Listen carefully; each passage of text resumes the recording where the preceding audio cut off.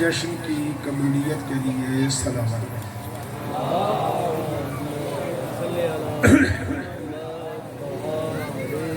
جو نیتیں، حاجتیں، منتیں، مرادیں، دعائیں لے کر یوم رخصتی جناب سیدہ پہ ہم سب اکٹھے ہوئے ہیں، ان سب کی قبولیت کے لیے بھی صلوات پڑھ لیجیے۔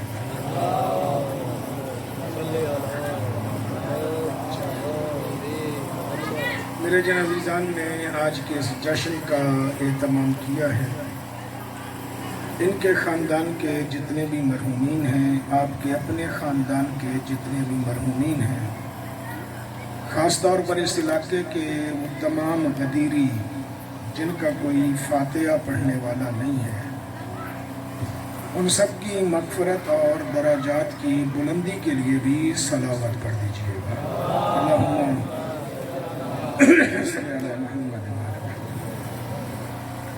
اعوذ باللہ من الشیطان الرجیم، بسم اللہ الرحمن الرحیم،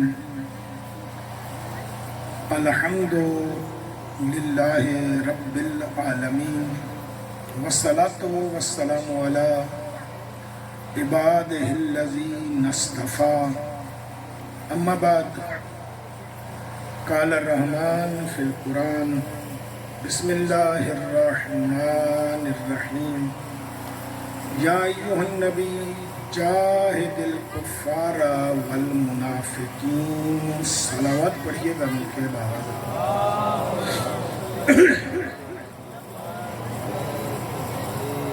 ارباب دانش و صاحبان علم حضرت، غدیر کے ہزاروں پہلو ہیں جو علماء نے مختلف انداز میں رقم کیے ہیں۔ ان میں سے ایک پہلو غدیر کا جہاد کے عنوان پر ہے کہ غدیر ایک جہاد ہے۔ ہمارے ہاں کیونکہ جہاد کا ترجمہ کیا گیا ہے لوگوں کو مارنا، قتل کرنا، تباہ و برباد کر دینا، حملے کرنا، ملک گیری کرنا، ملک حاصل کرنا، یہ جہاد نہیں ہے، یہ قتال ہے۔ اسے قرآن نے قتال سے تعبیر کیا ہے، قتل کر دینا، قتال سے تعبیر کی۔ جہاد بنیادی طور پر ہوتا ہے کوشش، کہ آپ جد و جہد کریں، کوشش کریں، اور جہاد قتال نہیں ہے۔ قتال سب سے آخری حد ہے جہاد کی، کہ آپ سمجھا کے معصوم، ہمیں اختیار نہیں ہے، وہ بھی معصوم سمجھا کر جہاد کر کے ذہنوں کو موٹیویٹ کرتا جائے، تبدیل کرنے کی کوشش کرتا جائے، حتیٰ کہ آخر تک لوگ اس کوشش کا نتیجہ نہ دیں اور پھر لڑنے پر آ جائیں، تو پھر حکم ہے کہ نبی نے مار دیا۔ ہمارے یہاں ہر معاملے کا پہلا حل ہی کیا ہے؟ مار دیا، کہ مار دو، جانی ختم، چھوٹ گئی، تاکہ مجھے کوشش نہ کرنی پڑے۔ قرآن نے جہاں بھی نبی کو حکم دیا ہے، یہی آیت سورہ تحریم میں بھی ہے، سورہ توبہ میں بھی ہے، یا ایھا النبی جاہد الکفار والمنافقین، کہ اے نبی جہاد کر کافروں کے ساتھ بھی، منافقوں کے ساتھ۔ پھر قرآن میں کئی جگہوں پہ کہا ہے کہ جہاد کر مشرکوں کے ساتھ بھی۔ اب یہ فرق سمجھیے گا، بدر مشرکوں کے خلاف جہاد ہے، لیکن جو عالم اسلام کے مسلمان نے بنیاد بتائی ہے نا، وہ بنیاد غلط ہے۔ بدر کے جہاد کی، جسے جنگ بدر سادہ انداز میں کہا جاتا ہے، جو عالم اسلام کے لوگوں نے اس کی بنیاد بنائی ہے نا، وہ بنیاد غلط ہے۔ اگر وہ بنیاد آپ اپنے بچوں کو پڑھائیں گے نا، تو آپ کا بچہ نبی کو مظلوم نہیں سمجھے گا، یہ بڑی غور طلب بات ہے. جتنے بھی آپ کتب کے اندر سیرت کی جتنی کتابیں ہیں ان کتابوں کے اندر اگر آپ جنگ بدر، میں لفظ جنگ ہی استعمال کروں گا کیونکہ بار بار شاید جہاد لفظ آپ کے ذہنوں تک نہ بیٹھ سکے، جنگ بدر کیونکہ آپ کے ذہنوں میں موجود ہے، اصل وہ بدر جہاد ہے. جب آپ جنگ بدر کو پڑھیں گے نا اس کی بنیاد کیا لکھی گئی ہے کہ ابو سفیان تجارتی قافلہ لے کر جا رہا تھا. نبی نے اپنے کچھ صحابہ کو کہا کہ جا کے ابو سفیان کے لشکر پہ حملہ کرو، اس سے تجارتی قافلے کا مال لوٹو اور وہ لوٹ کر مدینے لے آؤ. اگر آج کے دور کا پڑھا لکھا بچہ اس بنیاد کو پڑھے گا تو نبی اس کے ذہن میں کیا آئے گا؟ میں لفظ بولوں تو مناسب نہیں لگتا نبی کی شان کے ساتھ. ذہن میں کیا آئے گا؟ وہی ذہن میں آئے گا نا جس کو خبر ہو کہ یہاں سے آج بھانوٹ جانے والے بندے کے پاس مال ہے اور بندے 4 بائکوں پہ جا کے کھڑے ہو جائیں اور جا کے وہ مال لوٹ لیں، لوٹنے کے بعد وہ یہاں لے آئیں، کل وہ بندے اپنا لوٹا ہوا مال چھڑانے کے لیے آئیں اور پھر ہم انہیں مار دیں اور پھر بھی ہم مجاہد کہلائیں.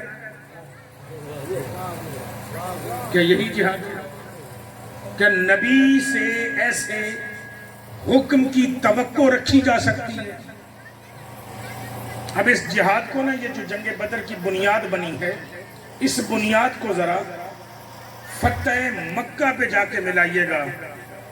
بعد از ہجرت جنہوں نے محمد کے ذاتی گھر پہ قبضے کر لیے تھے، فتح مکہ پہ محمد نے وہ بھی نہیں چھڑوائے. عجیب بات نہیں؟ وہ جنہوں نے قبضے کیے تھے مشرک تھے، ابھی انہوں نے کلمے نہیں پڑھے، کلمے بعد میں لوگوں نے پڑھے. نبی نے ان سے وہ بھی اپنے گھر نہیں چھڑوائے کہ چلو نکلو میرا گھر خالی کرو. جو نبی اپنے باپ کی، دادا کی آبائی وراثت بھی عام انسانوں سے چھڑانا گوارا نہیں کرتا، وہ ان کا مال لوٹنے کے لیے بندے بھیجے گا؟ پڑھایا غلط سمجھایا غلط. بدر کی بنیاد یہ نہیں ہے کہ میرے نبی نے جا کے حملہ کیا تھا. بدر کی اصل میں مسئلہ یہ ہے بنیادی طور پر، اگر آپ اس روایت بنیاد کو پڑھ لیں تو آپ کی نگاہ میں ابو سفیان کا حق ہے مدینے پہ حملہ کرنا یا نہیں؟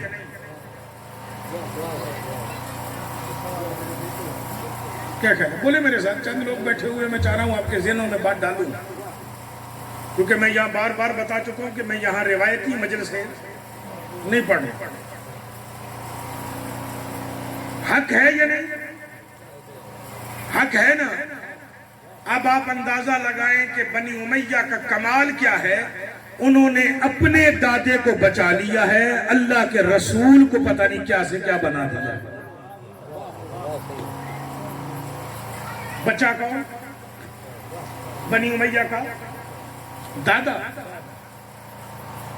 رسوا کسے کیا جا رہا ہے کہ اگر نبی تاجرانہ قافلے پر حملہ نہ کرتا تو بدر نہ ہوتی. لوگ سمجھ نہیں پائے کہ یہ جو شریف لوگ جنہیں بچایا جا رہا ہے یہ اتنے شریف نہیں تھے. جب محمد نے کچھ لوگوں کو حبشہ ہجرت کے لیے بھیج دیا تھا، یہ ان لوگوں کو مارنے کے لیے حبشہ بھی پہنچے تھے. اب انہیں یہ تھا کہ وہ مسلمان بھی ہمارے ہاتھوں بچ گئے، رات کی تاریکی میں محمد بھی مٹی ہماری آنکھوں میں ڈال کے یہاں سے نکل گیا ہے. قافلہ تیار کرو، جنگجو تیار کرو تاکہ محمد کو مدینے میں بھی سکھ کا سانس نہ لینے دیں. بنیادی حملے ان لوگوں نے کیا تھا. نبی کا دفاع ہے، نبی نے جنگ کا حکم نہیں دیا. ساتھ میں توہین ہے نبی کی توہین کے ساتھ ساتھ جنگ بدر کی بنیاد, ساتھ میں توہین ہے انصار کی, کہ جن انصار نے نبی سے وعدہ کیا تھا کہ تو آ جا, ہم تجھے بھوکا بھی نہیں مرنے دیں گے, جان چاہیے ہوگی جان دیں گے, مال چاہیے ہوگا مال دیں گے, زمین چاہیے ہوگی زمین دیں گے. 20 بندوں کے ساتھ, 40 بندوں کے ساتھ, 50 بندوں کے ساتھ محمد ان کا مہمان بنا ہے. پورے مدینے والوں سے 50 بندے نہیں سنبھالے جا رہے ہیں. قبیلے کتنے ہیں؟ 2. اور ان دونوں قبیلوں نے کیا کیا ہوا ہے؟ پورے کے پورے قبیلے مسلمان ہیں. وہ جو قصیدے پڑھ سکتے ہیں, وہ جو نعتیں پڑھ سکتے ہیں محمد کے آنے پہ, کہ طالع البدر علینا, کہ ہمارے پاس آج جو ہے وہ بدر کا چاند طلوع ہو رہا ہے, بدر کامل یعنی 14ویں کا چاند ہمارے پاس طلوع ہو رہا ہے. وہ جو زن و مرد نکل کر محمد کا استقبال کر سکتے ہیں, وہ 1 سال محمد اور اس کے ساتھ آئے ہوئے لوگوں کو پال نہیں سکتے.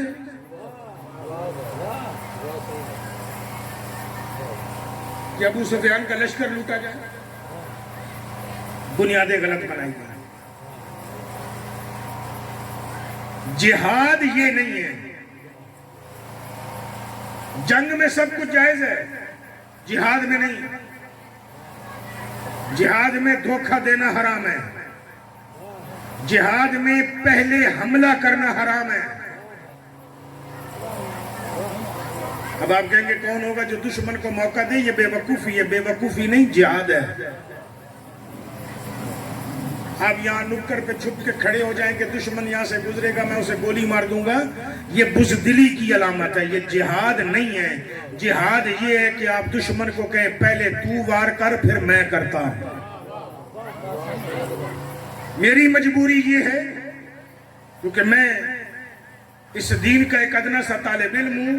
میری مجبوری یہ ہے کہ میں اگر جہاد کی مثالیں دوں تو میرے پاس علی کے علاوہ کوئی اور مثال ہے ہی کوئی نہیں. اگر کسی کے پاس ہو تو لا کے مجھے دکھا دے, میں اس کی بات ماننے کو تیار ہو جاؤں. جہاد میں دھوکہ حرام ہے. مثال دیتا ہوں. میں آپ کو نام بتاؤں کہ میرا نام عمران ہے. میرے نام کے 3 ٹکڑے. آپ مجھے جانتے ہیں سید عمران کاظمی کے نام سے. قم میں رہنے والے میرے دوست مجھے جانتے ہیں سید عباس مشہدی کے نام سے. اب میرے ٹکڑے 2 ہو کے نام کے. حالانکہ عمران عباس میرا پورا نام ہے. یہ میرے گھر والے جانتے ہیں کہ سید عمران عباس کاظمی. اب میرے نام کے ٹکڑے ہو گئے 3. ایک ہو گیا سید عمران عباس کاظمی, ایک ہو گیا سید عمران کاظمی, ایک ہو گیا جو میرے دوست جانتے ہیں سید عباس مشہدی. اب اگر آپ کو ایک بندہ آ کے کہے کہ تیرا جس مولوی سے دل کرے بدتمیزی کر لینا, حالانکہ بدتمیزی مولویوں سے نہیں کرنی چاہیے لیکن مثال دے رہا ہوں, کہ تیرا جس مولوی سے دل کرے بدتمیزی کر لینا, عباس کاظمی سے نہ کرنا یا عباس مشہدی سے نہ کرنا. آپ نے دیکھا کہ یہ تو عمران کاظمی ہے. آپ نے مجھ سے پوچھا جی کون ہو؟ میں نے کہا عمران. آپ نے میرے ساتھ بدتمیزی کر لی. منع کرنے والے نے آپ کو منع کیا ہوا تھا.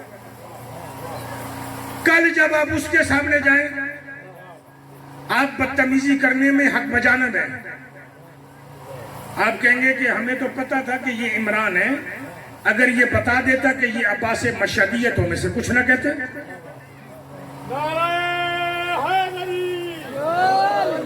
وہ دھوکہ دے کس پر آ گئے؟ مجھ پر آ گئی. بدتمیزی کرنے والا بچ گیا. اب جہاد دیکھیے گا.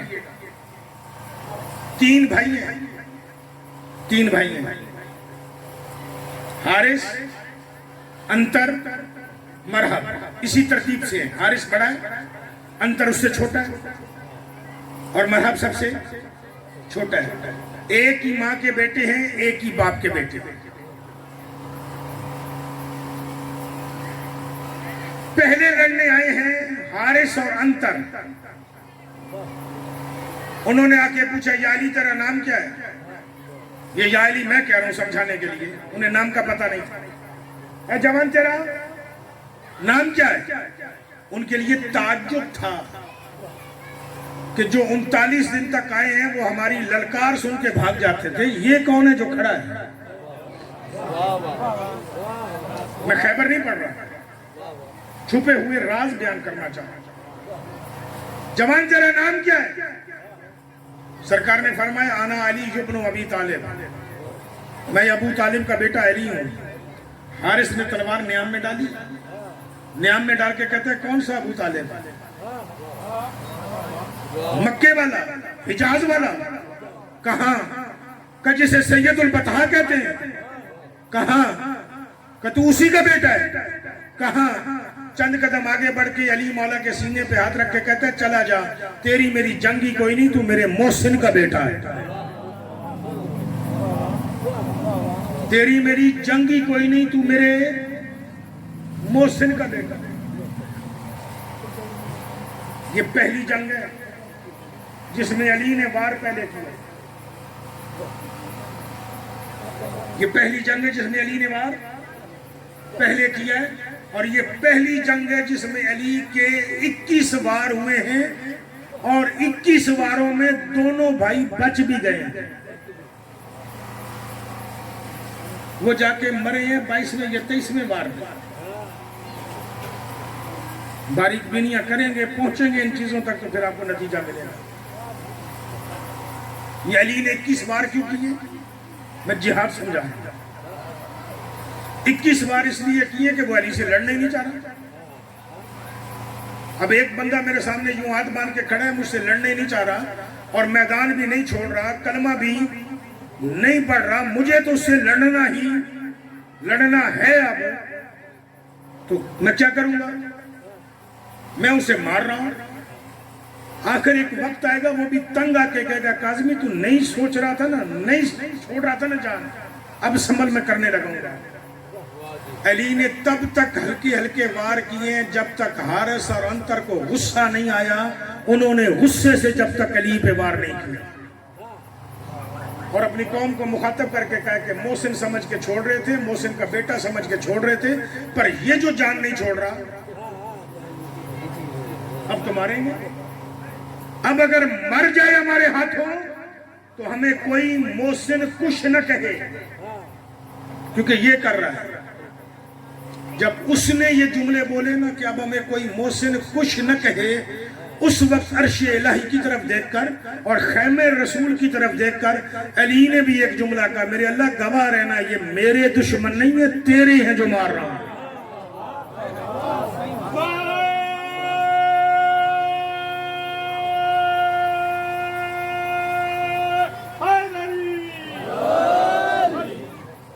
ये मेरे दुश्मन नहीं है, तेरे हैं जो मार रहा हूं। अब अली उसे न बताते कि मैं अबू तालिब का बेटा हूं, आके अली भी हमला करता या न करता? बोले कर देता ना। मोहम्मद का बंदा समझ के, इस्लाम का बंदा समझ के, यहूदियों का मुखालिफ समझ के हमला कर देता या न करता? कर देता। अली के हाथों मारा भी जाता, अदले इलाही में बरोज़े माशर पहुंच भी जाता। आगे से अल्लाह कहता, हारिस अंतर तुमने अबू तालिब के बेटे के साथ जंग की, शर्म नहीं आई? तुम्हारे मोहसिन का बेटा था तो सर उठा के कह सकता था, मौला और मेरे अल्लाह अदल से फैसला कर, इसने बताया ही नहीं, मेरा क्या कसूर है? ये बताता तो मैं लड़ता ही नहीं। जवाब मिल गया या नहीं मिला? मिल गया ना। एक ही बार में हारिस अंतर की गर्दन काटी है। मरहब को गुस्सा आया, मरहब गुर्ज लहराता हुआ उसी मैदान में, उसी जगह पर अली पे हमलावर होने के लिए आया, और साथ में रिज्स बढ़ता हुआ आ रहा है कि मैं मरहब हूं, हई का बेटा हूं, मेरी पूरी दुनिया में धूम है, पता चले कि मेरे भाइयों के कातिल का नाम क्या है, ताकि मौरिख लिखे کہ مرحب نے اپنے بھائیوں کے قاتل کو مارا ہے، وہ نام پتا چلے، عجیب ہے علی انہی قدموں پہ کھڑے ہو کے جہاں کہا تھا میں ابو طالب کا بیٹا علی ہوں، مرحب کی طرف دیکھ کے کہتے ہیں انا الذی سمتنی امی حیدرہ، میری ماں نے میرا نام حیدر رکھا ہے۔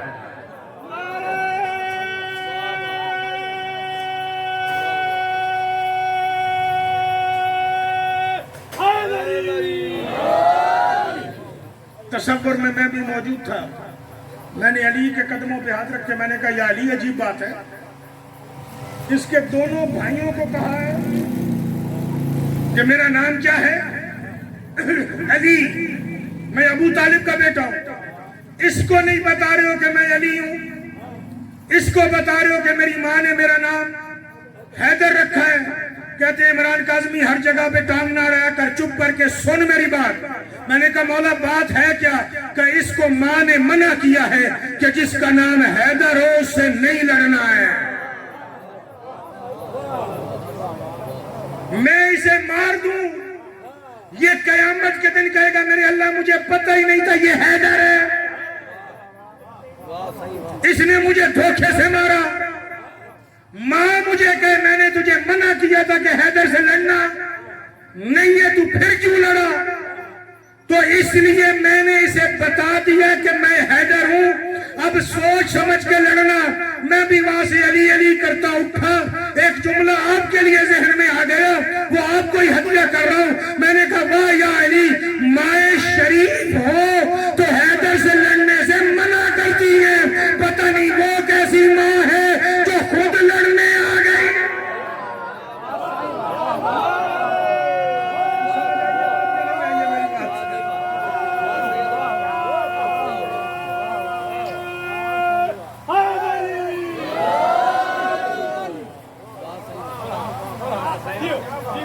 اب یہ نام علی کا صرف کون جانتا تھا؟ ماں۔ کیونکہ علی کیا فرما رہے ہیں؟ انا الذی سمتنی امی حیدرہ، میری ماں مجھے حیدر بلاتی ہے۔ علی کا حیدر نام خیبر کے بعد مشہور ہوا ہے، خیبر سے پہلے کوئی نہیں جانتا تھا کہ یہ حیدر بھی ہے، اس لیے مشہور ہے۔ علی دھوکہ دینا چاہتے تو دے لیتے نا، علی نے دھوکہ جنگ میں جائز ہے، جہاد میں دھوکہ حرام ہے، اگر دھوکہ دیا جائے گا وہ جہاد نہیں وہ جنگ ہے، اور جہاد میں اگر دھوکہ دیں گے آپ اگر حق پر بھی ہیں تب بھی باطل ہے، ظالم گنے جائیں گے۔ ظالم اور مظلوم علیحدہ چیز ہے، حق اور باطل ہونا علیحدہ چیز ہے۔ آپ حق پر ہوتے ہوئے بھی ظالم ہو سکتے ہیں۔ کیسے ظالم ہو سکتے ہیں؟ ایک جملہ ذہن میں آگے تو دیتا جاؤں آپ کو۔ آپ ظالم ہو سکتے ہیں، سامنے والے کے پاس ہے تلوار، آپ کے پاس ہے نیزہ، برابر نہیں ہے۔ تلوار کی کانٹ ہے، کاٹ زیادہ زیادہ 5 فٹ، نیزہ 10 فٹ۔ آپ اگر حسین کے لشکر میں بھی ہوں، آپ تلوار والے کو نیزے سے مار دیں، آپ ظالم ہیں۔ حق پر ہیں ظالم، کیونکہ آپ کا ہتھیار اس کے ہتھیار سے وزنی ہے۔ سامنے والے کے پاس تلوار ہو، آپ خنجر سے لڑیں، آپ ٹھیک ہے، کیونکہ ہتھیار وزن میں، اس وزن کو سمجھیے گا، وزن ہر اعتبار سے وزن کہہ رہا ہوں۔ جوان جنگ کا ہتھیار ہوتے ہیں، جوان جنگ کا ہتھیار ہوتے ہیں۔ جب سے آپ پیدا ہوئے ماؤں کی جھولیوں سے مجلس سن رہے ہیں، اور ایک جملہ محرم میں بار بار سنتے ہیں کہ زہرا کے لال نے، حسین نے غازی کو لڑنے کی اجازت ہی نہیں دی، اس لیے نہیں دی چونکہ زہرا کا لال جانتا تھا کہ جو لشکر میرے اصغر سے نہیں لڑ سکتا غازی سے کیسے لڑے گا۔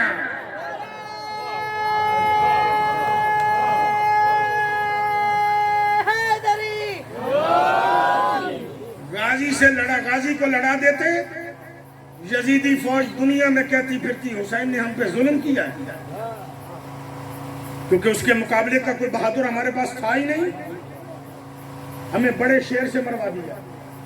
عباس کا معنی ہی شیر ہے کہ ہمیں شیر سے مروا دیا، یعنی ہتھیار وزن میں کم ہونا چاہیے۔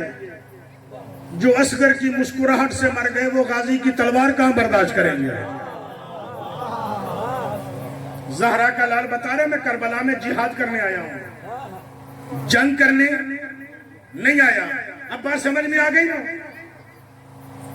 اب اپنے دلوں پر نہ لے لیجئے گا، کیونکہ ہو سکتا ہے یہ جملہ اگر آپ گریبانوں میں جھانکے تو دلوں تک بھی چلے جائیں۔ منافق بڑا حضرت ہوتا ہے، یہ نہ تلوار اٹھاتا ہے، نہ تیر اٹھاتا ہے، نہ نیزہ اٹھاتا ہے، نہ پتھر اٹھاتا ہے، یہ بدبخت صرف زبان چلاتا ہے۔ منافق کیا کرتے ہیں؟ زبان چلاتا ہے۔ اللہ کہہ رہا ہے محمد کافروں سے بھی لڑے، منافقوں سے بھی لڑے۔ اب اگر محمد اٹھ کے تلواریں چلائیں منافقوں پر، کیا خیال آپ کا؟ وہ تو آگے سے کہیں گے ہم نے تو تلوار اٹھائی نہیں تھی، محمد نے ہم پہ تلوار اٹھا دی۔ یہ کون سا لڑنے کا قانون ہے؟ یہ صرف جملہ آپ کے ذہنوں تک پہنچانے کے لیے ایک جملہ کہہ رہا ہوں۔ میں جو کسی دوست کو کہوں کہ جا کے فلاں قبیلے سے لڑ، وہ وہاں سے رشتہ کر کے آ جائے، لڑا وہ تو برادری بنا کے آ گیا۔ اللہ کہہ رہے محمد منافقوں سے لڑ، جہاد کا۔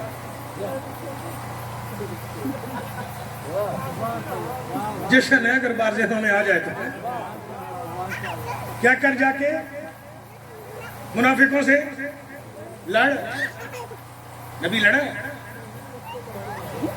تلوار اٹھائی نہیں اٹھائے گا، کیونکہ سامنے والے تلوار نہیں اٹھا رہے، سامنے والے تیر نہیں اٹھا رہے، سامنے والا نیزہ نہیں اٹھا رہا، سامنے والا چلا رہے زبان۔ اب محمد نے مارے گا تو صرف زبان سے مارے گا۔ محمد نے بھی کہا یہ بھی کوئی مشکل مرحلہ نہیں ہے، آ جاؤ، سارے غدیر کے میدان میں اکٹھے کیے، زبان سے من کن تو مولا بول کر قیامت تک آنے والے منافقوں کی نسلیں کاٹ کے چلا گیا۔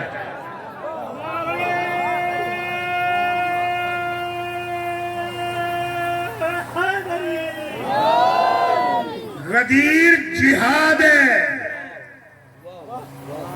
یہ ایسے جہاد ہے محمد کا جیسے بدر، غدیر ایسے جہاد ہے جیسے احد، غدیر ایسے جہاد ہے جیسے خندق، غدیر ایسے جہاد ہے جیسے تبوک، یہ ایسے جہاد ہے جیسے خیبر۔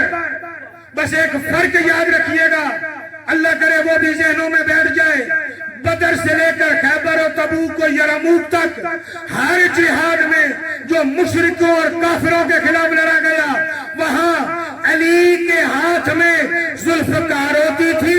جو جہاد منافقوں کے خلاف لڑا گیا، یہاں محمد کے ہاتھ میں حیدر کرار تھا۔ کرار نے بھی کام وہی کیا جو ذوالفقار کرتی تھی۔ لیکن مجھے دکھ ہوتا ہے اس بات کا کہ جن جنگوں کا ہیرو علی ہے، وہ تو مسلمان اپنے بچوں کو سناتا ہے، جو جنگ محمد نے اکیلے لڑی ہے، اس جہاد میں علی کی شرکت ہی کوئی نہیں۔ علی نے تلوار بھی نہیں اٹھائی، علی بولا بھی نہیں، مزے کی بات ہے علی نے کچھ کیا بھی نہیں۔ پٹیل کی اتاق پر آئیے جشن غدیر اور جشن رخصت یہ جناب سیدہ ہیں۔ میں اگر مثلا فارغ ہوتا تھوڑا وقت سے پہلے آ جاتا، آپ سارے بھی یہ دوست میرے یہاں بیٹھے ہوئے ہوتے، پٹیل سمیت آپ سارے یہاں بیٹھے ہوئے ہوتے، آکے یہ ممبر میں لگانا شروع کرتا، مجھے لگانے دیتے؟ ہاں کیا کہتے ہیں کہ صحیح آپ چھوڑ دو، ہم لگاتے ہیں۔ یہ دل میں بچھانا شروع کرتا، بچھانے دیتے۔ کیوں؟ آپ چھوڑ دو، ہم کرتے ہیں کیونکہ آپ کی نظر میں تھوڑا سا بڑا ہوں، یا اس امامے کی وجہ سے، اس دین کی وجہ سے، یا قرآن کی وجہ سے، کسی بھی نسبت کی وجہ سے، یا رسول کی نسبت کی وجہ سے، ساتھ میں آپ کا دعویٰ بھی ہو کہ ہم عمران کاظمی کا غلام ہیں، پھر تو اب آپ پہ ضروری ہے نا کہ مجھے کام کرنے ہی نہ دیں۔ علی کا دعویٰ ہے انا عبد من عبید محمد، کہ میں محمد کے غلاموں میں سے ایک غلام ہوں۔ عجیب بات یہ ہے کہ اونٹوں سے پالان بھی محمد خود اتار رہا ہے، منبر بھی محمد خود بنا رہا ہے، علی کو ہاتھ ہی نہیں لگانے دے رہا۔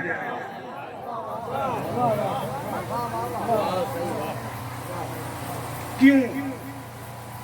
بس کیوں کا جواب سنیں، دعا مانگ لیں۔ کیوں؟ کوئی تو وجہ ہوگی نا۔ دین مکمل ہونا ہے، دین کی تکمیل ہونی ہے۔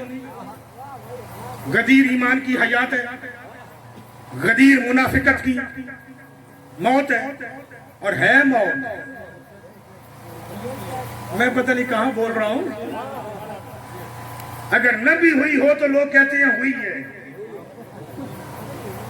ایسے ہی ہے نا۔ لیکن بات ذہنوں میں رکھیے گا، میں اپنے لفظوں کا ذمہ دار ہوں، آپ کی سوچوں کا ذمہ دار نہیں ہوں۔ آپ پتہ نہیں کہاں چلے جائیں۔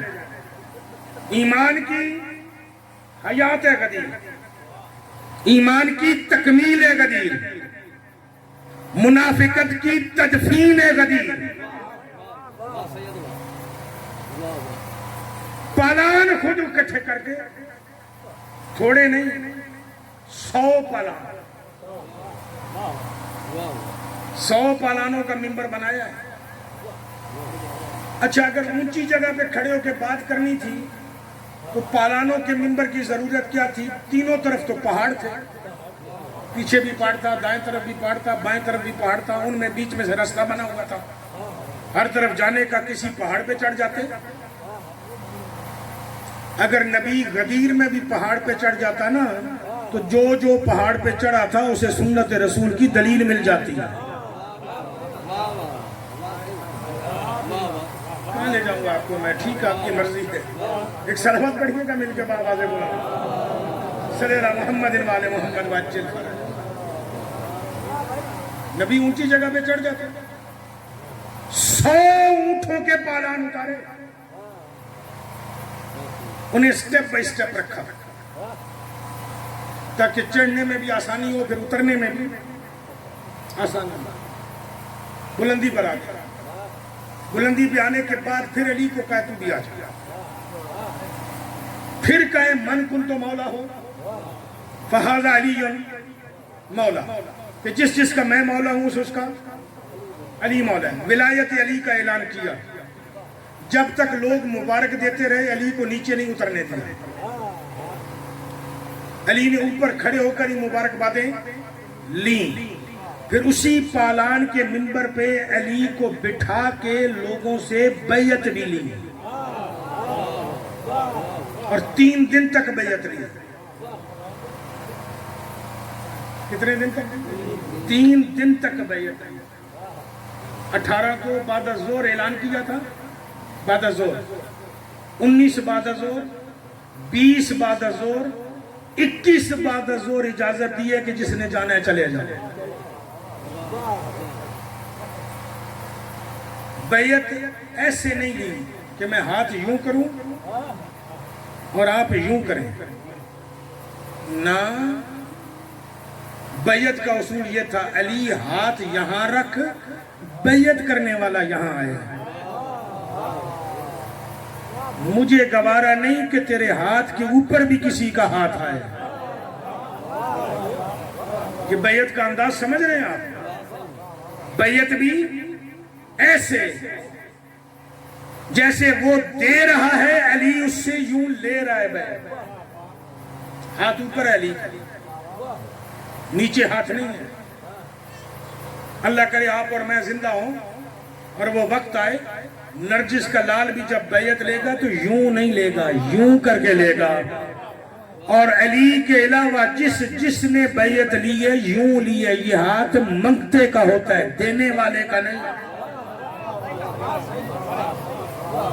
اگر سمجھ آ رہی ہے تو 3 دن تک بیعت لی۔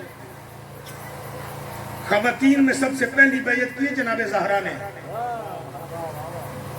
پھر جناب زینب نے، پھر جناب ام کلثوم نے، پہلی بیعت خواتین نے۔ لیکن یہ میرا موضوع نہیں ہے آج۔ پالانوں کا منبر محمد نے اکیلے بنایا، یہ بات ذہن میں ہے نا؟ میں سوچتا رہا کہ یہ کیوں اکیلے کیوں بنایا؟ سارے صحابہ کو کہتا میرے ساتھ ملو اور بناؤ،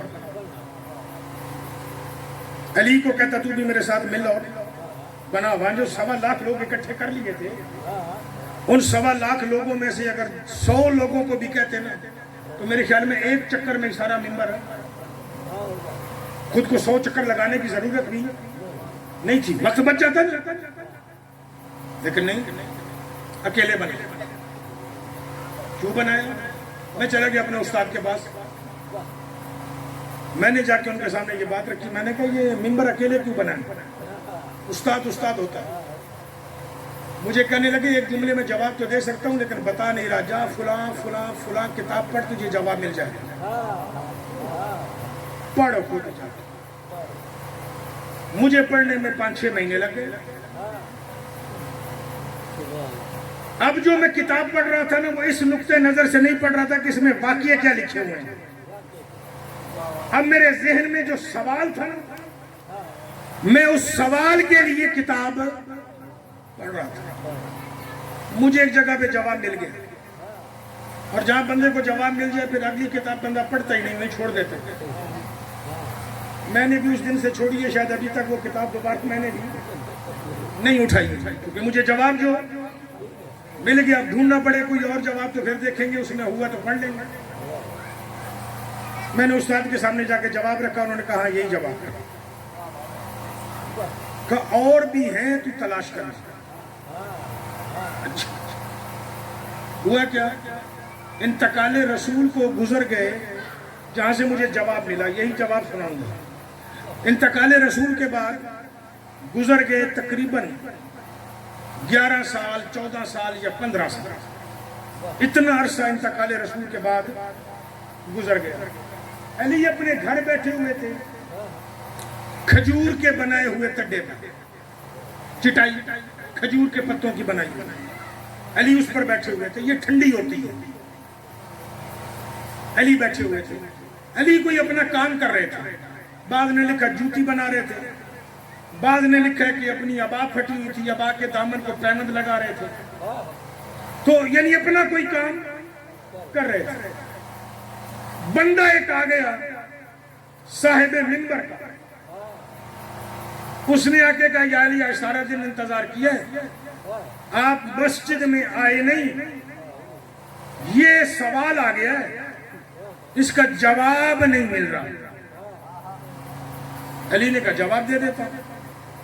علی نے جواب دے دیا، وہ جواب لے کے چلا، شکریہ بھی ادا کی علی کا۔ بندے کو میں جانتا ہوں، شاید آپ بھی پڑھیں گے تو آپ کو پتا چل رہا۔ جب پہنچا نا دروازے پہ نکلنے کے لیے، عربوں والی عادت اس کی اندر سے خصلت جاگی۔ عرب کھاتے ہیں اونٹ، اونٹ کے اندر ہوتا ہے کینہ،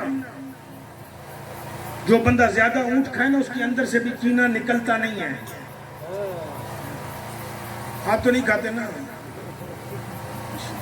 اللہ کرے پھر آپ کے دلوں میں کینہ نہ ہو، محبتیں ہی ہوں۔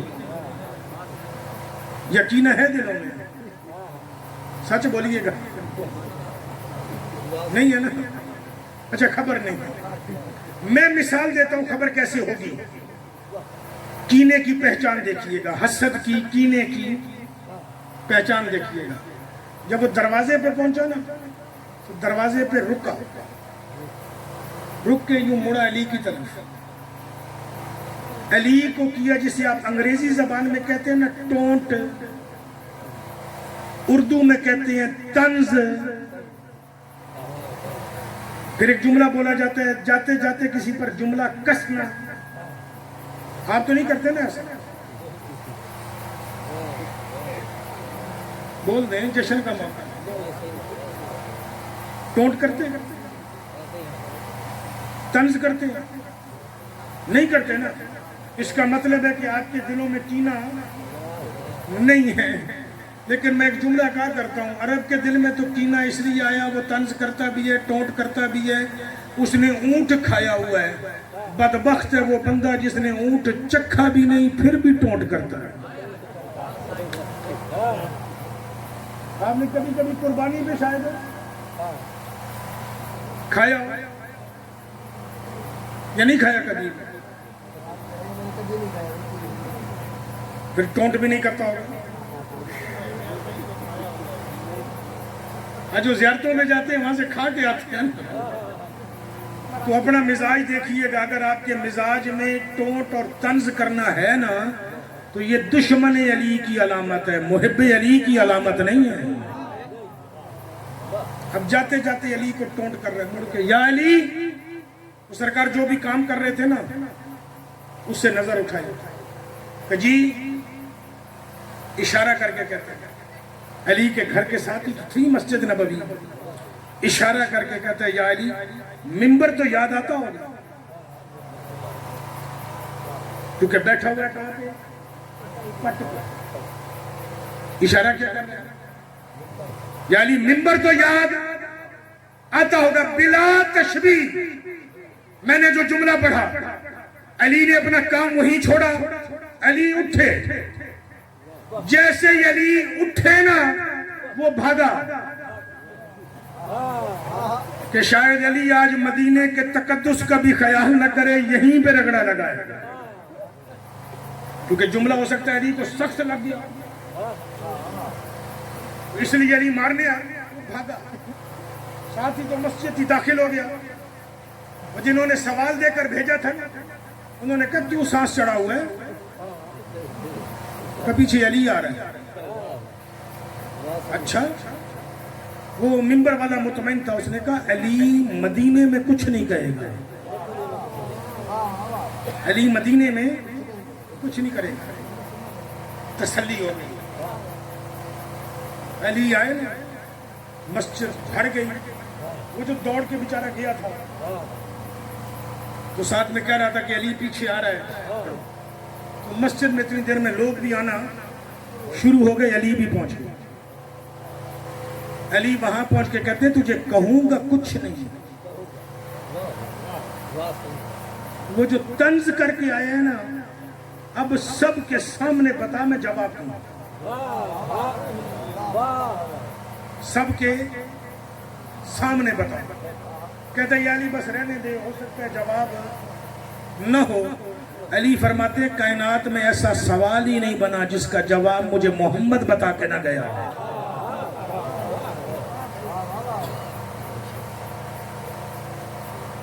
صاحب منبر نے بھی کہا کیا کہہ کے آئے؟ مسئلے بھی پوچھنے گیا تھا، یہ علی کو طنز کر کے آئے. علی نے فرمایا مسئلے میں نے بتا دیے، تمہارا مسئلہ حل ہے، اس سے پوچھ اس نے کہا کیا. کہ وہ علی بیٹھے ہوئے تھے کھجور کی چٹائی پر. میں نے دیکھ کے کہا، میں نے کہا یا علی منبر تو یاد آتا ہوگا. اس بات پہ علی اٹھ کے یہاں پہ آ گیا. صاحب منبر بھی کہتا ہے ہنس کے، یا علی بیچارے نے کہا تو صحیح ہے. بندہ جب نیچے بیٹھا ہوا ہو تو اسے اپنی کرسی تو یاد آتی ہے نا. جو کبھی کبھی زندگی میں سسپینڈ ہوئے ہو یاد آتی ہوگی یا نہیں آتی ہے نا؟ اختیار یاد آتا ہے. یا علی بیچارے نے کہا تو سچ ہے. علی فرماتے تیرا نظریہ بھی یہی ہے؟ کہ جی ہاں.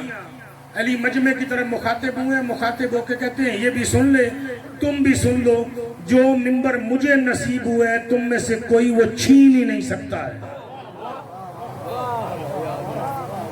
جو منبر مجھے نصیب ہوا ہے تم میں سے وہ کوئی منبر چھین ہی.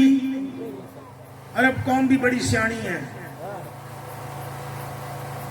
وہ ٹونٹ کرنے والا فوراً بولا علی کے اس جملے پہ کہتے یا علی اگر معاف کرے تو جملہ کہوں؟ علی کہتے ہاں کر، کہوں گا کچھ نہیں۔ کہ یہ جو کہہ رہے ہو نا وہ منبر کوئی چھین ہی نہیں سکتا، تو یا علی عرب میں ابھی تک اونٹ مرے تو نہیں ہیں۔ اب میں آگے نہیں بڑھوں گا، کون کون پہنچے وہاں پہ؟ اس کا زیرک پنا دیکھا؟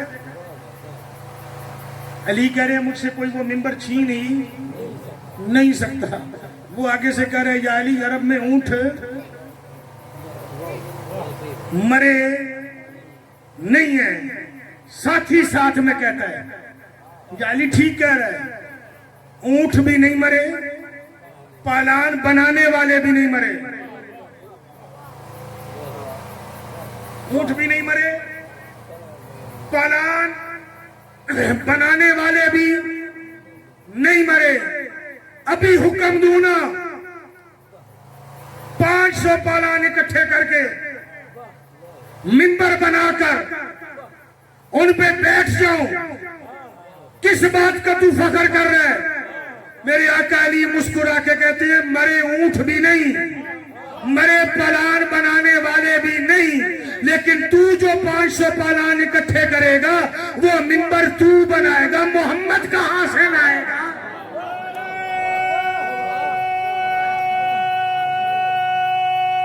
سمجھ آئیے بات؟ مجھے جو منبر ملا تھا وہ محمد نے بنایا ہے، اب نہ کائنات میں دوسرا محمد آئے نہ مجھ علی کا حق چھینا جا سکے۔ مجھے نتیجہ مل گیا کہ محمد نے اپنے ہاتھوں سے بنایا کیوں تھا؟ کیونکہ میرا نبی مزاج جانتا تھا کہ یہ علی پہ طنز کریں گے، اور علی اس کا جواب دینے کی اہلیت رکھتا ہو کہ نہ دوسرا محمد آئے نہ وہ پالانوں کے منبر بنے۔ لطف کی بات سن لیجئے، بات ختم ہو گئی۔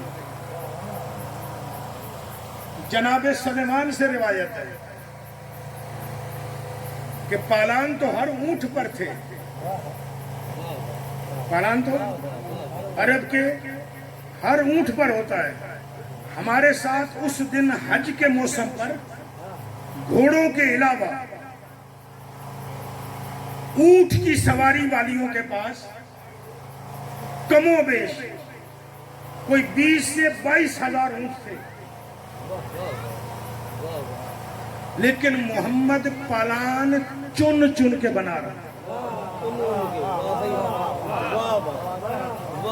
میری مجبوری ہے، کیا کروں، پھر بات ذہن میں آ جاتی ہے، میں کہتا ہوں دے جاؤں۔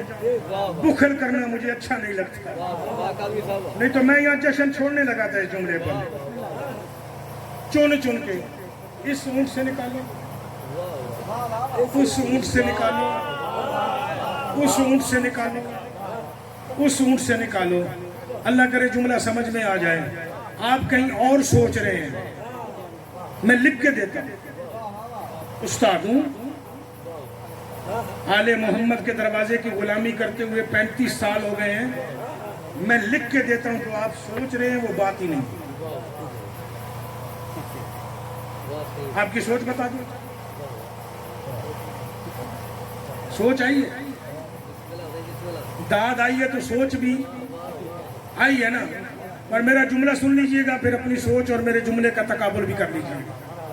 بتا اس لیے نہیں رہا ہوں کہ پھر آپ کہیں گے کہ خواہ مخواہ بس ہمارے دلوں کے راز جان رہا ہے، ذہن پڑھ رہا ہے، نہیں ایسی کوئی بات ہی نہیں کر رہا۔ میں بڑا مسکین سا آدمی ہوں، آپ عزاداروں کی جوتیوں کی خاک کے برابر بھی نہیں۔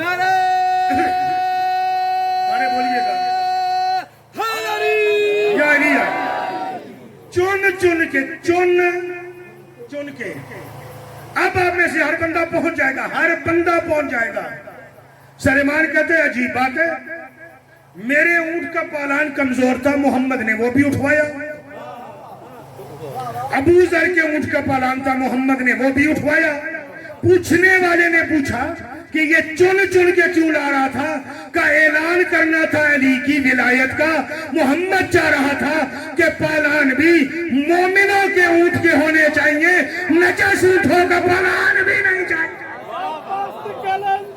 मस्त कलंदर काबे का जोहर सहरा का शोहर हसनैन का बाबा जरा मिल के बोलो जरा दूर से बोलो मस्त कलंदर अली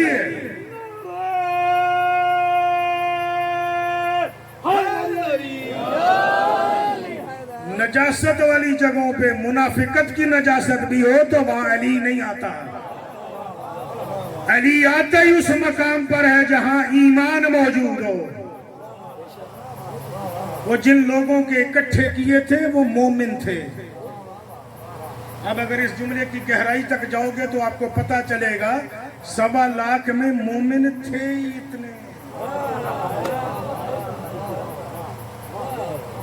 जिन्होंने अली की बैयत दिल से की थी और ये मोहम्मद जानता था और मोहम्मद ये भी जानता था बखन बखन कह के मुकरेगा कौन,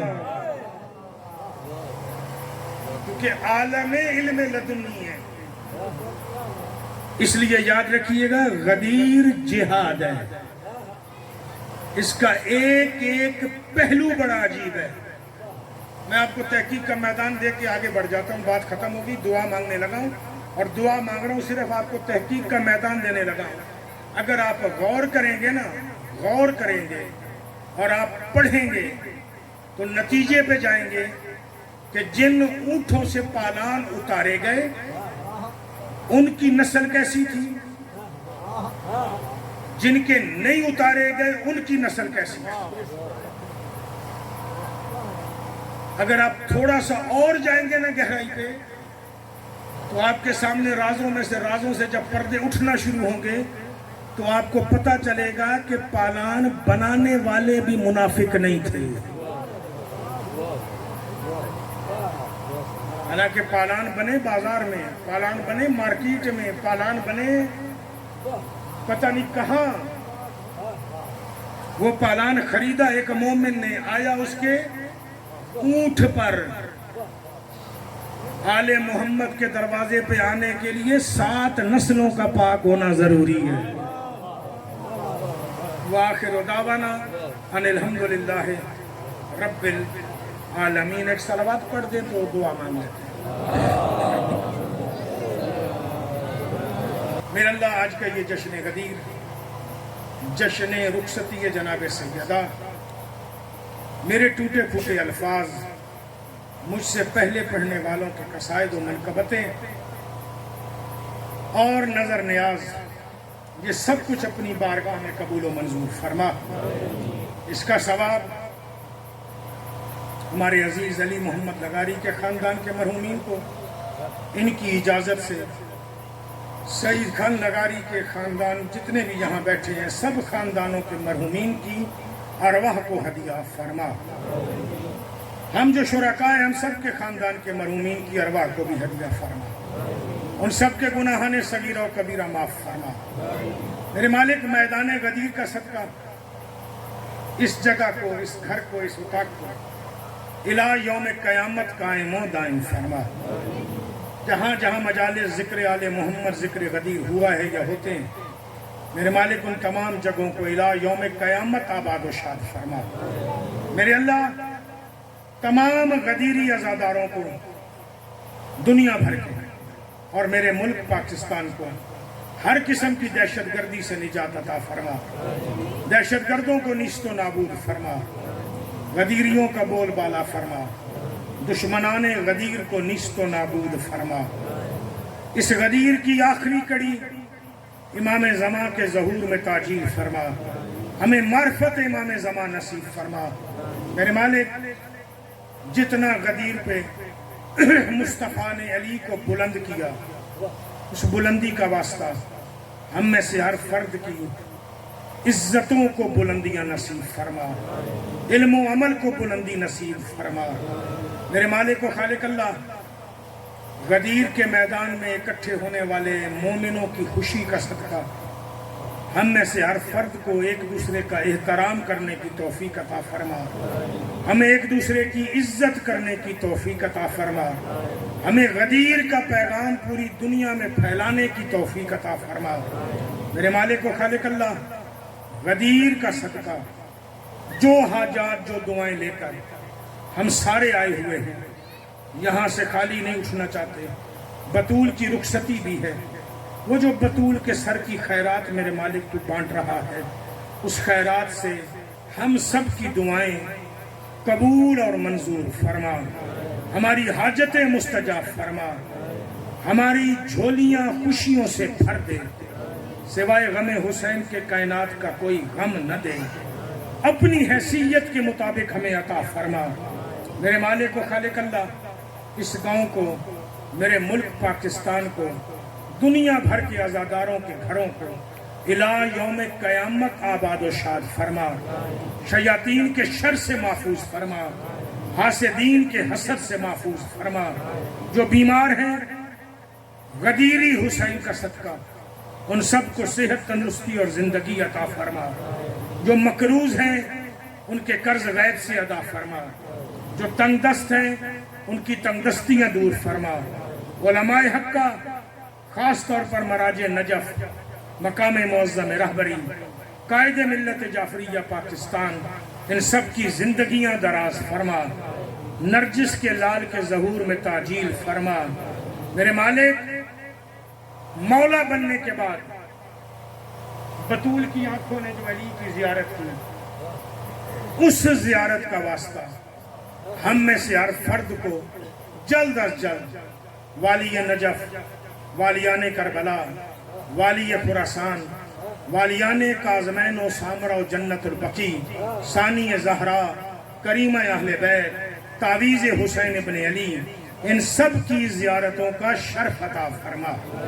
میرے مالک، ہمیں امام زمان کی معرفت عطا فرما اور ان کے ظہور میں تعجیل عطا فرما۔